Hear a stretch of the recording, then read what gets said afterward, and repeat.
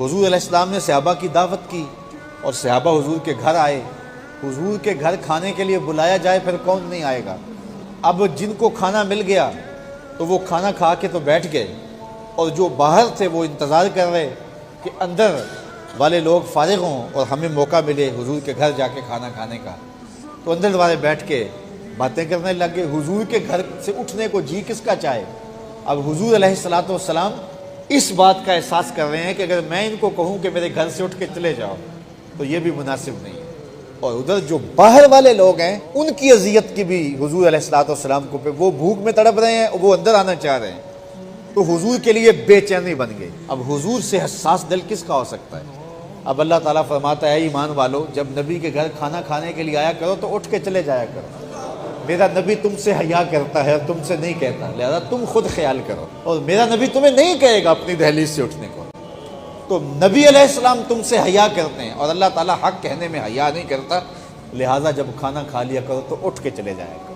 تو اب دیکھیے یہ دین کتنا حساس دین ہے، اور اس دین کی حساسیت کتنی زیادہ ہے کہ حضور علیہ السلام کے لیے مسئلہ بنا ہوا ہے کہ ان کو اپنے گھر سے اٹھنے کے لیے کیسے کہوں. یار مجھے بتاؤ، قیدیوں کے ساتھ جو سلوک کیا جاتا ہے، تاریخ آپ پڑھیں کہ بڑا بڑا بدترین سلوک کیا گیا، پوری دنیا کی تاریخ پڑھ لیں. لیکن بدر کے جب 70 قیدی بدر سے مدینہ المنورہ کی طرف روانہ ہوئے تو حضور علیہ السلام نے صحابہ کو فرمایا کہ کھانے کے لیے کیا ہے.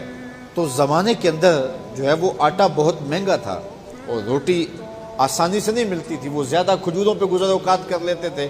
تو فرمایا کہ کھانا کتنا ہے.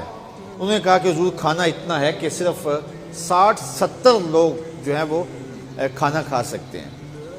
تو حضور علیہ السلام نے فرمایا کہ اگر تم نے کھانا کھایا اور قیدیوں کو کھجوریں دیں تو ان کا دل جو ہے وہ پریشان ہوگا، اس لیے تم ایسا کرو کہ روٹیاں انہیں دے لو اور خود کھجوریں چوس لو. اور حضرت مصعب بن عمیر کے بھائی وہ کہتے ہیں کہ جب میرا جس کا میں قیدی تھا، جب وہ مجھے روٹی دیتا تھا اور خود کھجور چوستا تھا تو مجھے شرم آتی تھی کہ میں اس کا قیدی ہوں اور مجھے روٹی دے رہا ہے اور خود کھجور چوس رہا ہے. حضور علیہ السلام کی ان تعلیمات کا نتیجہ یہ تھا کہ پھر وہ قیدی اسلام کے دامن میں داخل ہوتے ہیں اور اسلام کی بہاریں انہیں نصیب ہوتی.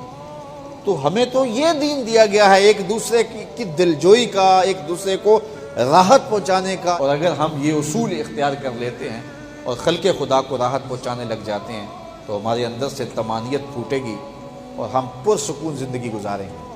اور اگر ہم خلق خدا کو مجبور کریں گے تو ہماری زندگی میں کبھی بھی سکون نہیں آ سکتا.